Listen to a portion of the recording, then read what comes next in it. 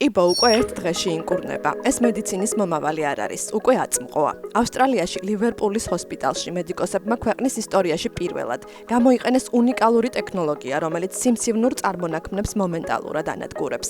ინოვაციური პროცედურის პირველი პაციენტი 64 წლის ჯოზეფინ კორდინა გახდა, რომელსაც ხერხემლის არეში 9 მმ-იანი სიმსივნე ჰქონდა. წოლა და ჯდომა ყველაზე გაუსაძლის ტკივილს იწვევდა, ძილისთვისაც კი მიწევდა ტკივილ გამაყუჩებლების მიღება.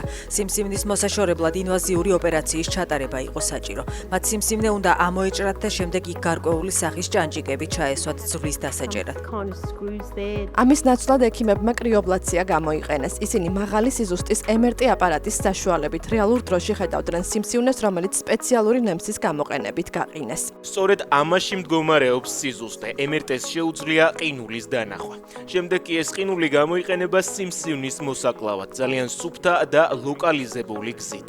ჩვენ ვატარებთ პროცედურებს, რომლებიც ადრე მხოლოდ ფანტაზიის ნაყოფად მიიჩნეოდა. ექიმებმა მილიმეტრების სიზუსტით გარშემო მყოფი ჯანსაღი ქსოვილების დაზიანების გარეშე სრულად მოკლეს სიმსივნური უჯრედები. 64 წლის პაციენტი სახლში მომდევნო დღესვე დაბრუნდა. მეორე დღეს საერთოდ აღარაფერი მტკიოდა, ყველაფერი გაქრა. ეს ტექნოლოგია ეფექტურად გამოიყენება რბილი ქსოვილების სიმსივნეების, ასევე ღვიძლისა და თირკმლის კიბოს სამკურნალოდაც. X-ray glass ასე ჰქვია სათვალეს, რომელიც ცხოვრებას სუბტიტრებს ურთავს მათთვის, ვისაც სმენის პრობლემა აქვს. ის არ არის უბრალო გაჯეტი, არამედ ხელოვნური ინტელექტისა და გაფართოებული რეალობის სინთეზია. ამან აბსოლუტურად შეცვალა ცხოვრება.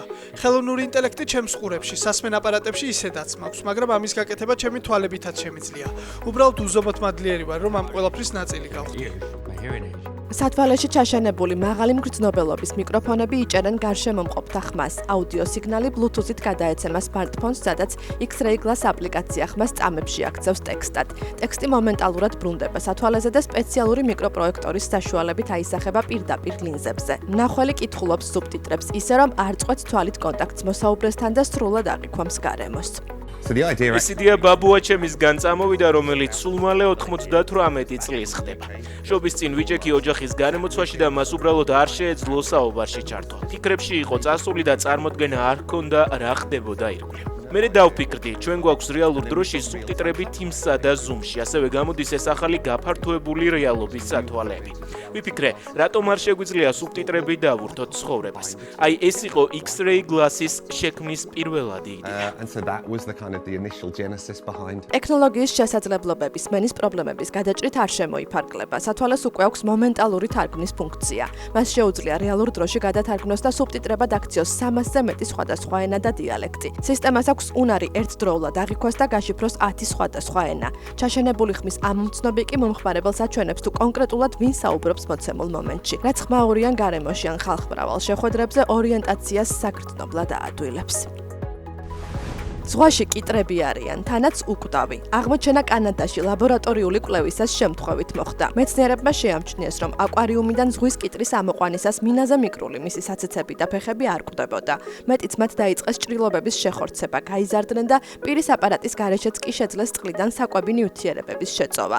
ამ უჯრედების შესწავლა მედიცინას დაეხმარება ჭრილობების შეხორცების, ქსოვილების აღდგენისა და ადამიანის დაბერების პროცესების ახლებურად გააზრებაში. მომდევნო ნაბიჯი ამ უჯრედების დნმ-ის სტრუქტურის დეტალური კვლევაა, რათა საბოლოოდ დადასტურდეს, მართლა იპოვეს თუ არა მეცნიერებმა ბუნებაში აბსოლუტური უკვდავების ფორმულა.